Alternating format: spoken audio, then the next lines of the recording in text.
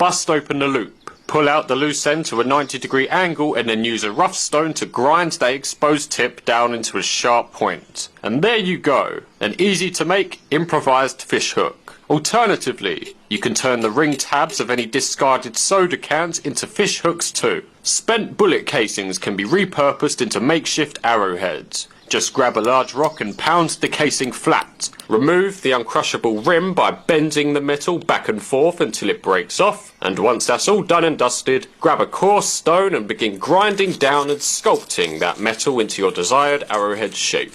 And after a little bit of elbow grease, you'll have a sharp and strong metal arrowhead. If your boots are dripping wet and you need to dry them out, then you'll probably place them next to your campfire. Well, that's good. But we can do better. Gather up a few large, dry, non-porous rocks and place them on the edge of your campfire. Wait until those rocks are piping hot and then carefully place them inside your boot. This way your boots will dry out much quicker and much more thoroughly, as they're drying from both the outside and the inside. If you've left the house, then chances are you've brought along your house keys. Well, the jagged teeth of these keys can be used as a small impromptu saw to saw the small notches required for primitive traps and various other tools. If you're struggling to find tinders or natural fire starting materials, then have a look down at your socks. Cotton and wool are flammable natural materials, so if you are wearing cotton or wool socks, then you can pluck off any loose strands and fibres for a neat little flammable tinder pile. Throw a few sparks at them and those sock fibres will combust into flames. Mosquitoes and other insects are repelled by the scent of pine, so if mosquitoes are a concern, then grab a bunch of pine needles, crush them up in your hands, and then rub the oils they release onto your clothes. And that should keep the mosquitoes away. You can also burn pine needles over your fire for an ambient insect repellent for your entire camp. If you have no knife, but you're in need of a sharp cutting tool, then try looking around for flint rocks. These typically beige rocks with a shiny black interior can be cracked open and smashed together to chip off small flakes and fragments that have a razor-sharp edge. Consider replacing your ordinary bootlaces with 7-strand 550 paracord. So if you're ever in need of emergency cordage, then you can just pull out a few of those incredibly strong inner strands. Alternatively, you can just take off the whole bootlace for the strong string required for bow drill friction fires. Consider adding a small birthday candle into your survival kit. That way, if your lighter is running out of fuel, or you're down to your last match, then you can simply transfer the flame to the candle, which gives you a lot more time to work with it. Also, those party trick relighting candles work well as a windproof flame carrier. Many backpacks will have a soft foam padding, and in most cases this foam padding is flammable. So, for an emergency tinder, just cut out a few pieces of the foam and then vigorously drive your sparks into them to eventually produce fire. Try not to breathe in the fumes though, as they will be toxic.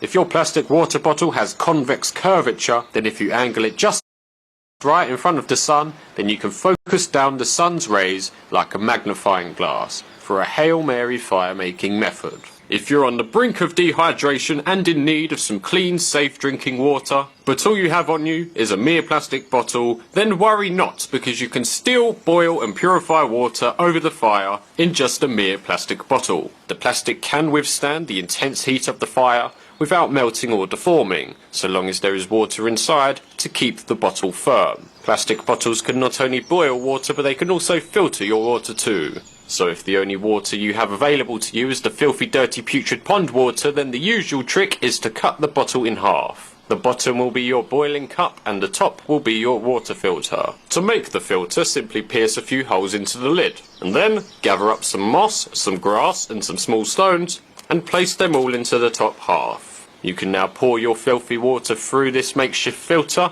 and it will come out a lot cleaner.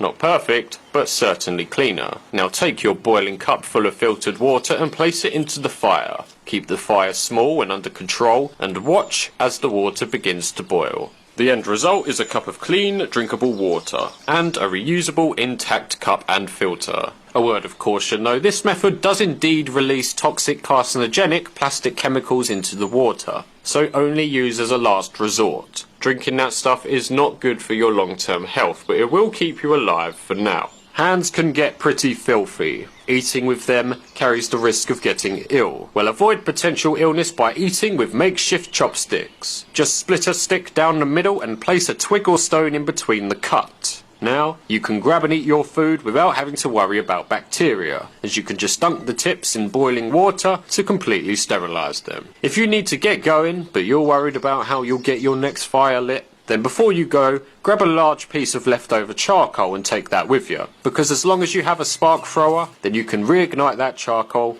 back into a glowing ember. If you happen to stumble across any discarded soda cans, then you can make a portable windproof stove, one that you can cook upon or just have as a little warm fire by the entrance of your shelter if torrential downpour prevents you from having a fire on the outside. To make it, simply cut into the side of the can from the top down, slice across the top and bottom until you have a capital I shaped cut, and this is your window. Simply peel them open and you're good to go. Place your tinders and kindling inside the can and light it up for a portable cooking stove. Small pre-drilled ferrocerium spark throwing rods can be worked into jacket zipper pulls. With this, you'll always have an incognito fire making device on you at all times. If your cell phone has run out of battery or is no longer working, then you can take it apart to unlock a multitude of handy survival tools. Firstly, remove the screen and all of the back screen elements. Beneath a few layers you will find a pristine mirror. You can use this as a signal mirror to reflect and flash sunlight signals into the cockpits of planes or helicopters to get their attention. Dive deeper into the phone to reveal the circuit boards. With these boards, you can do two things. Firstly, you can make arrowheads. Either carefully snap the board or vigorously grind them down against a rock into that desired arrowhead shape.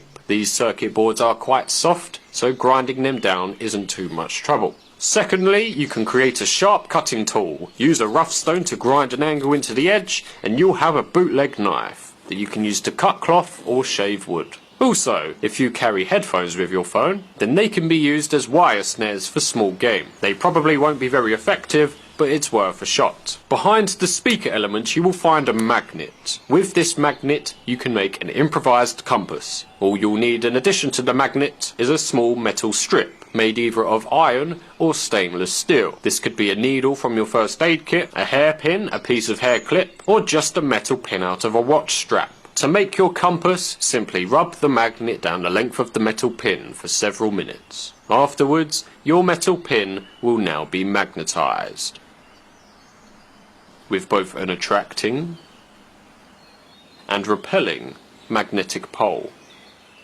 Now, if this pin is given something to float upon, then it will align itself with the Earth's north and south magnetic poles, giving you a north to south directional line. This is exactly how ordinary compasses work. So grab a leaf and find a perfectly still puddle. Put your leaf onto the puddle and then delicately place your magnetized metal pin onto the leaf. It will immediately begin to rotate and eventually settle once it has aligned with the Earth's magnetic field, giving you that north to south directional line. Generally, the end of the pin that's pointing the furthest away from the sun will be north, and the end of the pin that's pointing closest towards the sun will be south. This is only true for the northern hemisphere. For the southern hemisphere, those directions are reversed. That's all for now. Thank you for watching.